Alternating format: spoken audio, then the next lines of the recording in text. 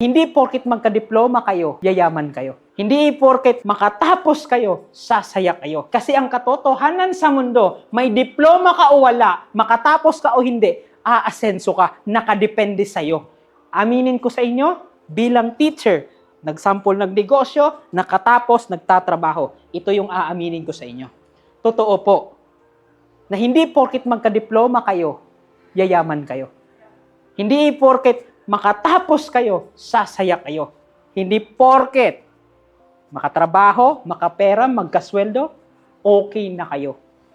Kasi ang katotohanan sa mundo, may diploma ka o wala, makatapos ka o hindi, aasenso ka, nakadepende sa'yo. Sir, paano ngayon? Bakit ano yung problema ngayon? Bakit mo kami pinag-aaral?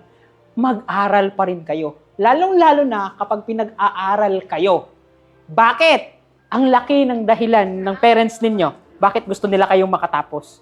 Kasi ayaw nilang maranasan yung naranasan nila na nung nag-apply sila ng trabaho, di sila tinanggap kasi ang hinahanap, diploma. Ang magandang mabigay ng diploma sa inyo, options.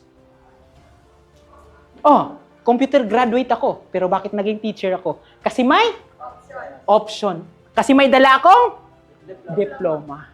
Kung gusto mong magnegosyo, kailangan mo ba ng diploma doon? Hindi. Pero yung natutunan mo sa paaralan, pwede mong i-connect doon. Paano? Wala nga tinuturo yung maestro, sir, na natatandaan. Ops, kalma lang. The time na nagsalita ka at kinausap mo ako, sa time na nag-handle ka ng grupo, di ba? Practice na yun. Kung gusto mo magnegosyo, alangan automatically ka ilalagay doon. Hindi. Ngayon, i-practice mo na dito. Makipag-usap ka sa tao, yung baon mo, tipirin mo, yung pag-handle ng mga tao, mga klase mo, practice na yan.